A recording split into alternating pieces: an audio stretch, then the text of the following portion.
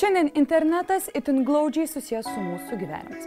Čia mes mokame įvairius mokesčius, perkam, bendraujam, žaidžiame žaidimus ir žiūrime filmus.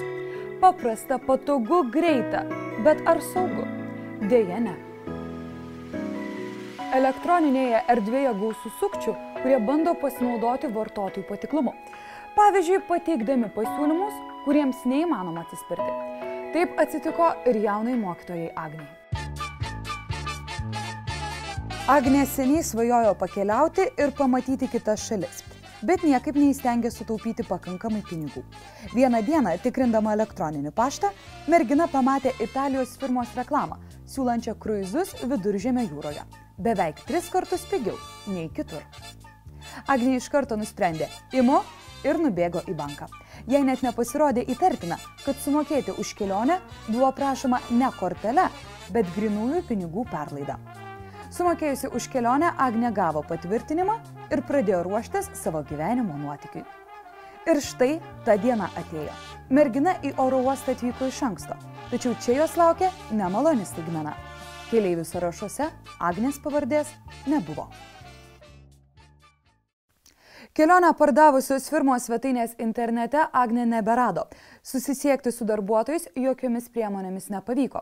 Todėl mergina susitaikė su tuo, jog neteko ne tik savo svajonės, bet ir pinigų. Ką Agnei patartų ekspertai? Kiekvienas vartotojas gavęs elektroninį laišką į savo paštą iš tikrųjų turėtų būti labai atsargus. Pirmas toks klausimas, kuris turėtų iškilti vartotojui, tai kokiu būdu buvo pasirinktas jo būtent elektroninis adresas ir kas tą laišką jam atsiuntė. Ir visada mes savo vartotojams, kurie paskambina mums į centrą, visada sakome atsargiai, nesiregistruokite, nespauskite nuorodų laiške, nes jūsų visi asmeniniai duomenys gali būti panaudoti kažkokiems netinkamiems tikslams. Tai reiškia pasinaudos jūsų asmens duomenimis. Kitas, aišku, labai pagrindinis mūsų toksai punktas, į kurį visada vartotojams sakome, atkreipkite dėmesį, tai yra ar tai, kas yra labai patrauklu, tai šiuo atveju kalbame apie kelionę, kuri yra be galo patraukli, nuostabiam viešbutyje, su puikiomis paslaugomis, ar ji gali iš tikrųjų realiai būti tokia pigi. Taip pat labai dažnas atvejis yra, kai vartotojai tokias keliones ar kažkokias kitas paslaugas įsigyja ir moka per pinigų perleidimo sistemą. Tai tokiais atvejais dėja, bet vartotojas niekada neatgaus savo pinigų, todėl visada sakome, kad geriau galbūt mokėti su savo kreditinė kortele, kurios šiuo metu galima savo banke pasiteirauti ir pasidaryti draudiminės, tai tokiu atveju, jeigu jūs apgaus, jūs turėsite teisę atgauti savo pinigus. Kitas atvejis, kurį mes taip pat siūlome, ir tai yra mūsų Europos vartotojų centrų tinklo toksai sukurta programa, kuri vadinasi Hovardas. Ir joje galima suvesti pardavėją. Šiame Hovarde yra suvesta labai daug pardavėjų iš ES šalių, įskaitant Islandiją bei Norvegiją. Ir galima patikrinti atsiliepimus apie patį pardavėją kitų vartotojų. Tikrai yra ne vienas atvejis, kai pradedu domėtis pardavėjų ir vartotojas randa atsiliepimą. Oi, ačiū Jums, Jūs nuostabus pardavėjas, ačiū už bendradarbiavimą, visas prekes gavome laiku, kaip mums patinka su Jumis bendradarbiauti. Tačiau pradėjau žiūrėti ir tikrinti apie adresą, paaiškėjo, kad tas pardavėjas veikia vos kelias savaitės arba net mėnesį. Tai tikrai internetinė erdvė, kaip mes sakome, yra labai plati, apgavystės plinta labai greitai ir tie, kas jas kūrė, yra labai išmanūs. Todėl visada reikia būti budriam.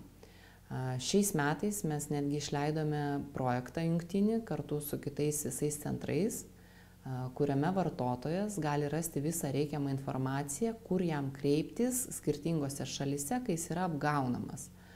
Mūsų centro vaidmuo šioje situacijoje yra tiesiog patarti vartotojui, padėti pasidomėti, kas tai yra per pardavėjas, kokia kilmės šalis, ar tai nėra apgavystė, ir nukreipiame į atitinkamą organizaciją. Mūsų tikslas tiesiog yra ne tiek, kad mes galime padėti Jums išnagrinėti ir atgauti pinigus, bet Jūs šviesti ir tiesiog ugdyti sąmoningą bei sąžiningą vartotoją.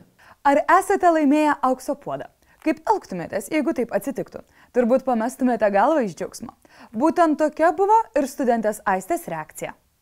Ji laimėjo interneto loterijoje, nors niekur neužsiregistravo ir jokio loterijos bilieto nepirko. Jums keista, o jai pasirodė tikra. Aistė studijavo ir dirbo, gyveno kukliai, todėl gavus elektroninį laišką, kad laimėjo loterijoje 10 000 eurų, labai nudžiugo. Laišką atsiuntė Maltos kompanija, kuri paaiškino, kad loterijoje dalyvavo interneto vartotojai, apsilankė tam tikruose puslapiuose. Prizą įsteigė kompanija, reklamuodama savo svetaines. Žinoma, Aistė iš karto nusintė savo asmens duomenis ir banko sąskaitos numerį, kur turėjo atkeliauti laimėti pinigai. Viskas atrodė taip tikra, kad mergina jau pradėjo svajoti, kaip išleis laimėtą sumą. Sumokės už mokslus, pakeliaus, nusipirks gražių drabužių. Po poros valandų Aistė gavo pranešimą, kad tvarkomi formalumai ir ji turi pervesti 20 eurų už dokumentų tvarkymą. Pervedė, tačiau atėjo dar viena žinutė, kad reikia sumokėti 300 eurų pajamų mokesčio. Aistei tai buvo nemaža suma, tačiau laiške buvo paaiškinta, kad firma turi galimybę sutvarkyti formalumus už nedidelį mokestį. Tuo tarpu mokant Lietuvoje, ši suma būtų gerokai didesnė. Pagalvojus apie jos laukiančius pinigus, mergina nusprendė, kad tai tikrai nedaug ir sumokėjo.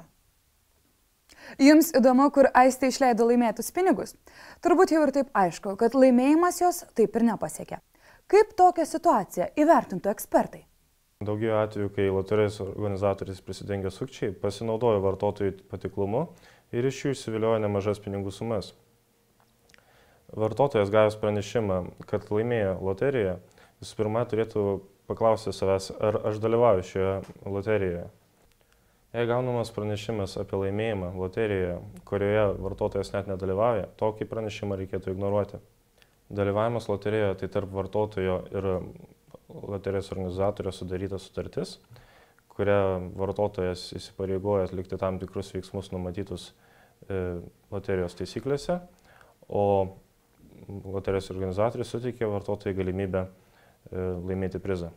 Taigi, jei vartotojas nesudaro sutarties, nesusipažįsta su taisyklėmis, natūralu, kad jis tikrai prizo laimėti negali. Rekomenduotina registruotis tokiuose loterijose, apie kurias vartotojai neteko girdėti ir jis sužino tiesiog elektroniniu paštu, gavęs pranešimą elektroniniu paštu ar tiesiog naršant internete. Jei vartotojas gavo pranešimą, kad laimėjo loteriją, kurioje iš tikrųjų dalyvauja, visų pirma, jis turėtų susisiekti su loterijos organizatorium tais kontaktais, kurie yra nurodyti oficialioje svetainėje, o ne tais, kurie nurodyti gautame pranešime. Joks loterijos organizatorius neprašys sumokėti papildomą mokesčio, norint atsiimti prizą. Todėl tokiais pranešimais nereikėtų tikėti. Jei vartotojai internetinėje erdvėje yra prašoma pateikti savo asmeninius duomenis ar banko sąskaitos numerį, jis visų pirma turėtų įvertinti tokio prašymo pagrįstumą. Pavyzdžiui, registruojantis internetinio pokalbį svetainėje, tikrai nereikėtų pateikti savo namų adreso ir tuo labiau banko sąskaitos numerio. Rekomenduojame, registruojantis skirtingos internetinėse svetainėse, naudoti skirtingus slaptažodžius. Vartotojas neturėtų pateikti asmeninių duomenų, atsakydamas į tuos elektroninius laiškus, kuriuos gauna iš subjektų, su kuriais neturi nieko bendro. Banko sąskaitos numerį nurodyti yra saugu, tačiau jokių būdų negalima atskleisti savo banko kortelės apsaugos kodo, taip pat internetinės bankininkystės prisijungimų slaptažodžių. Sukčiai mėgsta apsimesti banko darbuotojais, valstybinių institucijų tarnautojais ir taip išvilioti internetinės bankininkystės prisijungimus. Nei banko darbuotojai, nei valstybinių institucijų tarnautojai negali iš vartotojo prašyti pateikti internetinės bankininkystės prisijungimus. Ši informacija vartotojas turi saugoti ir pašaliniams jokių būdų neatskleisti. Kartais vartotojai taip nudžiunga, rada trokštamą daiktą internete už itin mažą kainą, jog praranda budrumą ir tampa lengvu taikiniu sukčiams. Būtent tokia ir jaunos fotografės Ingos istorija. Inga taupė pinigus naujam fotoaparatui ir ieškojo gero pasiūlymo. Vieną dieną ji gavo Skype žinutę apie fotoaparatų išpardavimą. Pradžioje pasiūlymas atrodė įtartinas, nes kaina maža, o mokėti reikėjo grynų pinigų perlaidą. Tačiau ilgiau pabendravus su pardavėju, Inga įsitikino, kad tai rimta Anglijos bendrovė, o mokėjimo būdas leidžia sumažinti kainą mokesčių sąskaitą. Taigi mergina nepraleido galimybės ir įsigijo prekę. Jau kitą dieną Inga gavo pranešimą, kad turi sumokėti papildomą 30 € siuntimo mokestį. Suma buvo nedidelė, todėl mergina sumokėjo. Dar po poros dienų atėjo nurodymas sumokėti 50 € draudimo mokestį. Pagalvojus, kad apdrausti prekę gal ir vertėtų, Inga vėl sumokėjo. Tačiau sulaukė ne fotoaparato, bet dar vienos žinutės apie 200 € muito mokestį, kurį reikės sumokėti, nes firma registruota Naujojoje Zelandijoje, o Anglijoje veikia tik interneto svetainė.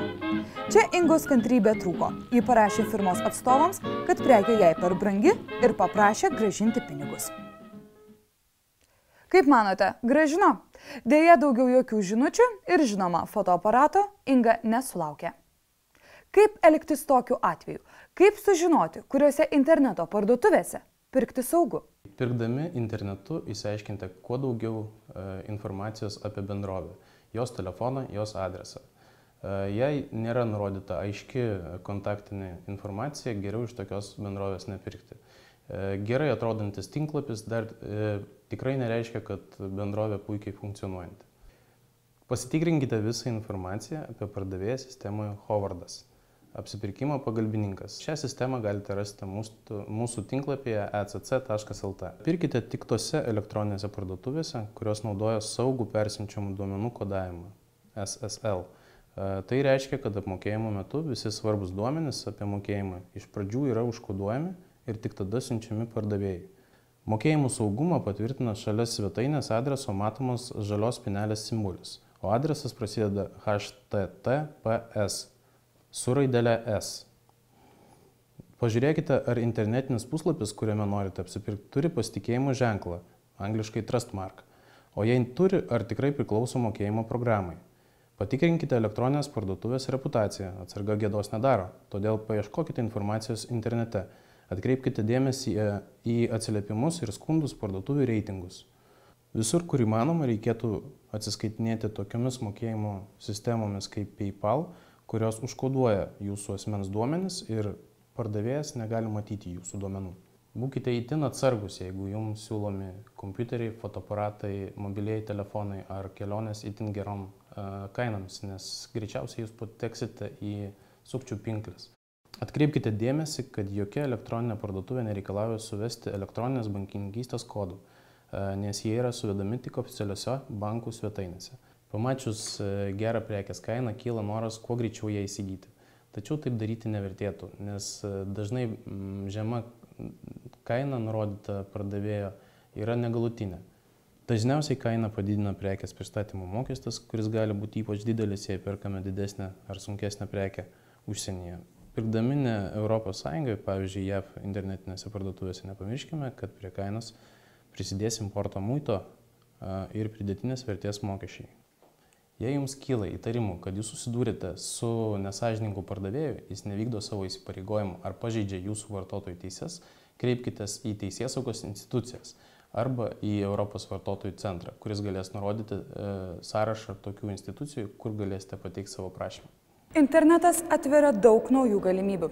Tikrai neturėtume jo atsisakyti, bijant apgaulių. Tačiau turime žinoti apie elektroninėje erdvėje slypinčius pavojus ir būti budrus.